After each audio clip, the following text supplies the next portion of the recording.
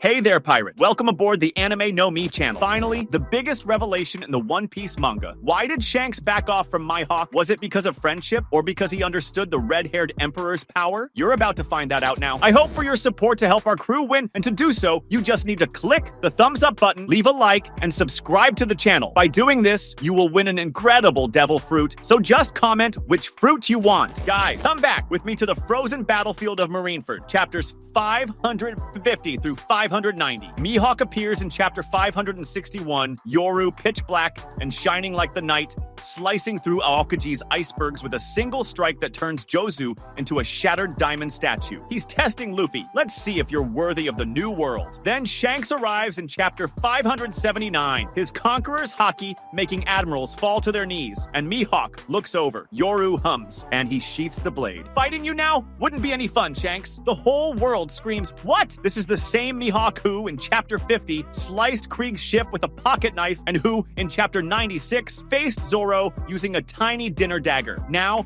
backing off from a Yonko. But wait, in chapter 597, after the war, Mihawk is at home, drinking wine, and tells Perona, "I wanted to see how far the boy would get. The test was for Luffy, not for Shanks." Jump to what the current manga is sharpening in Egghead, chapter 1055 and onward. In chapter 1055, Ryokugyu senses Shanks' haki from afar and retreats like a dog with its tail between its legs. In chapter 1079, Shanks uses divine departure and drops Kid with one blow. Mihawk, who in chapter 957 is called Shanks' rival by Sengoku, knows the redhead is at his peak. But Mihawk is too. In chapter 1075, S-Hawk, his clone, cut Zoro and Egghead. The original is stronger, so why back off? Because Shanks lost an arm. In chapter 434, Mihawk tells Zoro, "I lost interest after he lost his arm." But that's a facade. The true reason goes deeper. And chapter 1165, the God Valley flashback turns on the light. In the flashback of 1165, Roger and Garp join forces against Rocks. Shanks is an apprentice, Mihawk isn't there, but the world of swords is already in turmoil. Mihawk, who by chapter 96 was already a legend, respects Shanks as the only man who ever made him sweat. In chapter 1,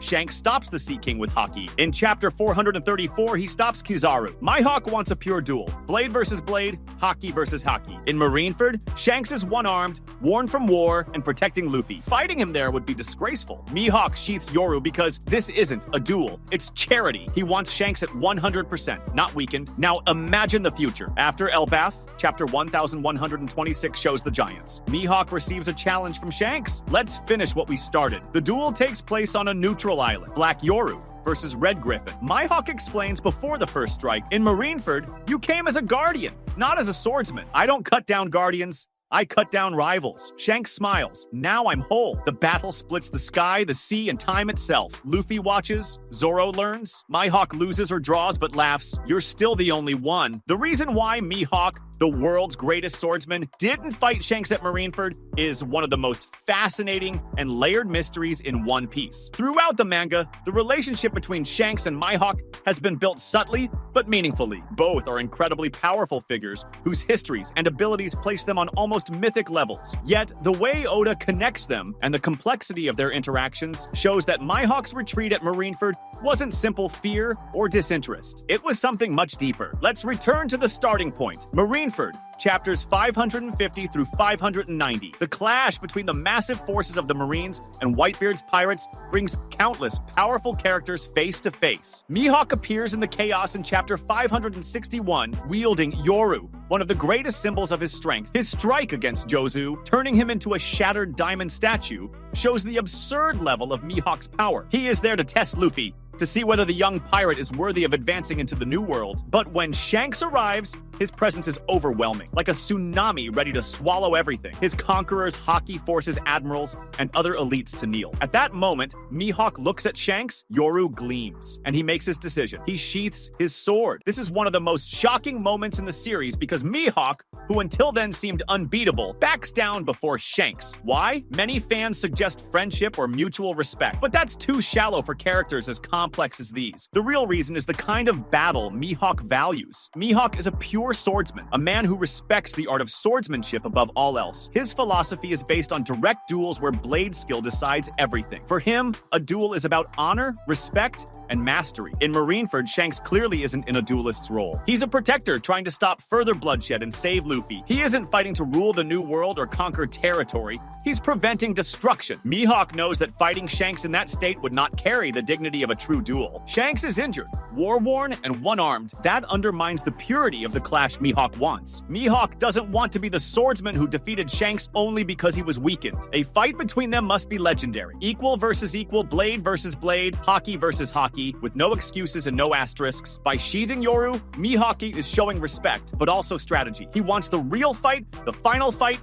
the complete fight. From there, the theory keeps expanding. What did Mihawk feel when Shanks lost his arm? In One Piece, losing an arm is a major event. When Shanks lost his arm, he didn't just become an even more mythical figure, he also lost part of his power. Mihawk, who always saw Shanks as a worthy rival, temporarily lost interest because the fight he wanted was no longer possible. For Mihawk, rivalry isn't just about brute strength, it's about technical skill and mastery in sword combat. Shanks' missing arm represented a major shift in that balance. Upon seeing this, Mihawk likely thought that the duel he longed for no longer made sense because he didn't want to fight where the disadvantage was so obvious. But throughout the chapters, especially with the arrival of new arcs and more revelations about the characters, it becomes clear that the rivalry between Mihawk and Shanks isn't a simple matter of victory or defeat. They are characters who share deep mutual respect. The fact that Mihawk never truly pursued victory over Shanks, even after he lost his arm, shows us that there's something far more profound and philosophical behind their relationship. Mihawk's return for a future showdown with Shanks